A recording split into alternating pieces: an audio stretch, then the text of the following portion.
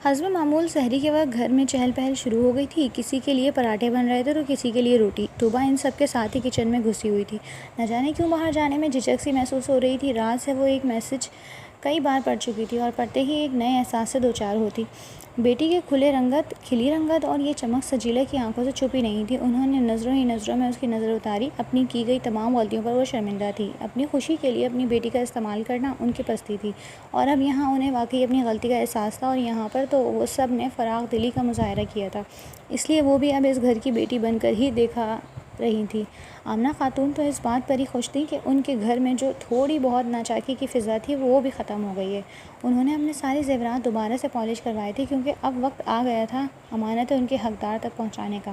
رحیم صاحب بھی چاہتے تھے کہ جس کا جو حصہ بنتا ہے وہ اسے دے کر اپنے لیے آسانی کر لیں، جس کے لیے انہوں نے اپنے وکیل سے رابطہ بھی کر لیا تھا، لیکن یہ بات فی الحال ان کے اور وجدان کے درمیان تھی۔ آ جاؤ بچیوں، کیا سحری نہیں کرنی؟ ان تینوں میں سے کسی ایک کو بھی نہ پا کر آمنہ خاتون نے آواز لگائی تھی۔ دادی، وہ تینوں اپنے اپنے دولہوں سے شرما رہی ہیں۔ رکشی کے بولنے پر وہ ہنس دی۔ لو بھلا، کل تک جن سے جنگ کرتی تھی آج ان سے شرما رہی ہیں۔ کوئی نہیں دادی، میں تو کبھی نہ شرماؤں، میں تو کام کر رہی تھی۔ رکشی کی بات کو غلط ثابت کرنے کے لیے سب سے پہلے رانیہ ہی باہر آئی تھی، اور اس سے تھوڑا حوصلہ لے کر مشل اور طوبیٰ اب بیٹھ تو گئی تھیں، مگر مسئلہ ان نظروں کا تھا جو وہ خود پر اٹھتی محسوس کر رہی تھیں۔ پتہ نہیں یہ گھر والوں کو کیوں نہیں دیکھ کر مشی نے ایک نظر سب کو دیکھا۔ وہ سب ہی سحری کرنے میں مصروف تھے۔ ہاں، چھچورے! دل میں انہیں برا بھلا بولتی ان تینوں نے جلدی سے سحری کی اور کمروں میں غائب ہوئی تھی، جبکہ رکشی تو ان کی ٹانگ کھینچنے کا کوئی موقع ہاتھ سے نہیں جانے دیتی تھی۔ آخر کو سالی بھی تھی اور نند بھی، اس لیے دونوں سائڈ سے وہ ڈبل گیم کھیل رہی تھیں، اور راسم اس کے ساتھ ساتھ تھا۔ کل آخری روزہ تھا اور رات میں ان کو مائیوں بیٹھنا تھا۔ صبح سے ہی گھر میں تیاریاں شروع ہو گئی تھیں، کیونکہ مائیوں گھر میں تھی تو اوپر بڑے کمرے میں انتظام ہو رہا تھا۔ صوبیہ اور دردانہ کے شوہر اپنی اپنی فیملی کے ساتھ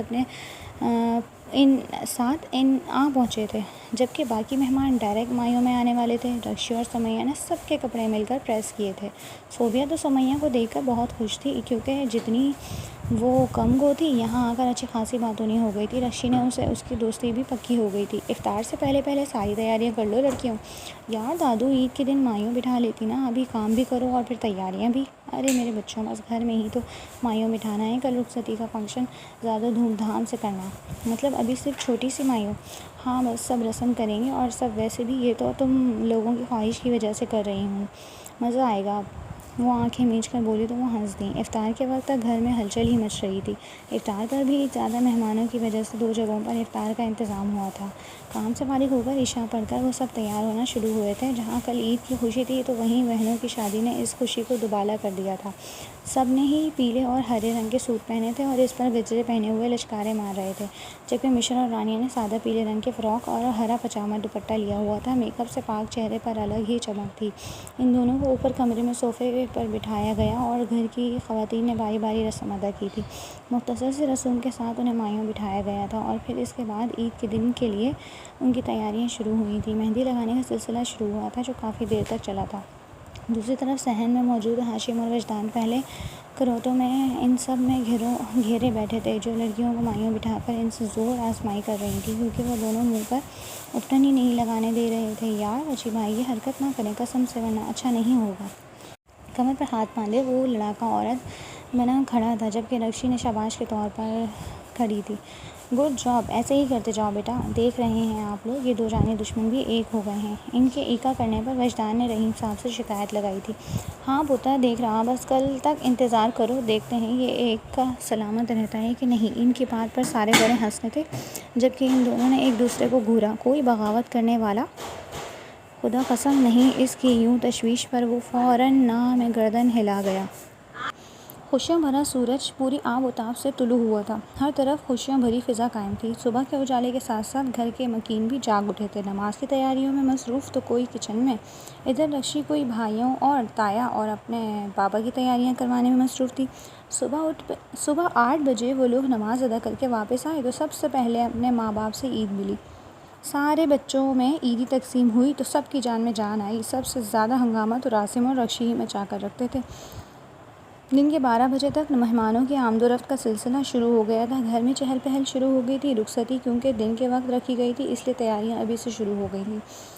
کمپلیٹ لاک ڈاؤن کی وجہ سے جہاں بہت مسئلے ہوئے تھے، مگر وہ لوگ خوش تھے کہ سب خوش اسلوبی سے طے ہو گیا تھا۔ بہت سے لوگوں نے باتیں بھی بنائی کہ پہلی شادی اور اتنی سادگی سے، مگر آمنہ خاتون اور رحیم خان کا کہنا تھا کہ ایسے حالات جب سب بیمار ہو رہے ہیں، مر رہے ہیں، ایسے اگر کسی کا احساس کر لیا تو کیا ہوا، ویسے بھی خوشیاں دل سے منائی جاتی ہیں، چیزوں سے نہیں۔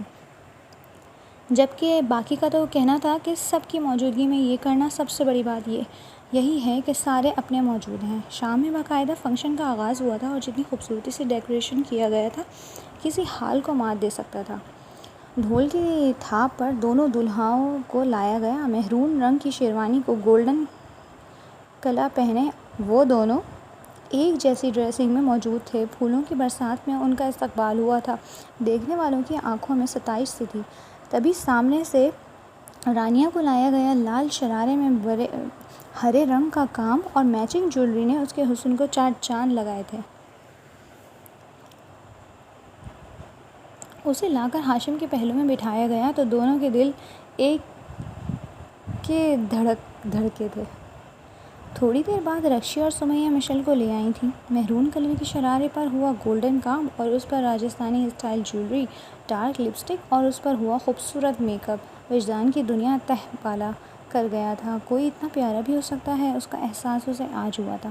آمنہ خاتون تو اپنے بچوں کی واری صدقے جا رہی تھیں۔ سب ہی نے ان کی بہت تعریف کی تھی۔ کھانے کے بعد فوٹو شوٹ ہوا تھا۔ اس نے بعد اسٹیج پر دلاور اور طوبا کو بٹھایا گیا تھا۔ ہاف وائٹ فراک پر لال دوپٹہ اوڑھے، لائٹ سے میک اپ کیے وہ دلاور کو اپنے دل کے پاس لگی تھی۔ ان کا بھی نکاح کیا گیا تھا، جبکہ شادی 6 مہینے بعد طے کی گئی تھی۔ آج اس مبارک اور خوشیوں بھرے دن آج میں ایک خوشی کی خبر دینا چاہوں گا۔ رحیم خان کی آواز پر وہ سب متوجہ ہوئے تھے۔ میں اپنے پوتے اور اپنی پوتی کو رشتے میں جوڑنا چاہتا ہوں تاکہ ہمارا گھر مکمل ہو جائے۔ ان کی بات پر پیسوں پر بحث کرتے راسم اور رکشی نے ایک دوسرے کو دیکھا تھا۔ کیا مطلب؟ وجی نے ناسمجھی سے انہیں دیکھا۔ راسم اور رکشی ادھر آؤ۔ وہ دونوں کنفیوز سے ان کے پاس آئے تو انہوں نے ان دونوں کو ایک ساتھ بٹھایا۔ دادا ابو، میں اس چپکلی سے نہیں کر رہا منگنی۔ ارے چلو بینگن، تم جیسے لگڑ بھگڑ سے منگنی کرتی ہے آپ ہی کی جوتی۔ ہاں، تمہاری جوتی بھی تمہاری طرح ہے نا۔ ان کو لڑتے دیکھ سب نے منہ کھلے رہ گئے تھے اور پھر سب کے کہکہوں نے ان کی بولتی بند کی تھی۔ یار بابا، اس نے امید بھری سے برہان کو دیکھا تو انہوں نے آگے بڑھ کر ان کے ماتھے پر بوسہ دیا تھا۔ ماں باپ نے جب اتنا کیا تو اس نے بھی چپ چاپ راسم کے نام کی انگوٹھی پہنی تھی، مگر بعد میں اس لگڑ بگے کو کینہ توز نظروں سے گھورنا نہیں بھولی تھی، جبکہ دوسری طرف کا حال بھی بالکل ویسا ہی تھا۔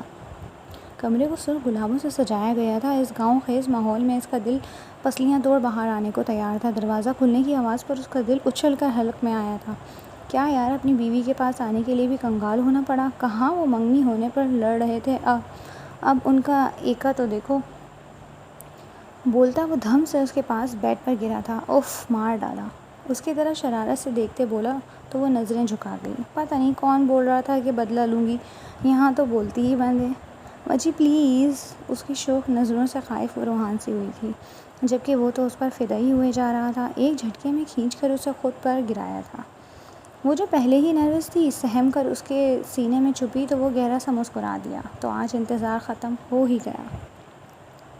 سورج کی کرن چہرے پر پڑی تو وہ بیدار ہوا تھا۔ پہلو میں سوئے اپنے محبوب کو دیکھ اس کے چہرے پر کئی رنگ آئے تھے۔ جھک کر اس کے ماتھے پر مہر سب کی اور اسے شرارت سے اٹھا کر خود فریش ہونے چلا گیا۔ نیچے آئے تو سب ہی تیار تھے۔ ہم کہیں جا رہے ہیں کیا وجی؟ بالکل، آ جاؤ، اسے بولتے وہ اسے ساتھ لیے باہر نکلا تھا۔ جہاں گاڑیاں پہلے سے ہی تیار تھیں، ان کے آتے ہی وہ اپنے سفر پر روانہ ہوئے تھے۔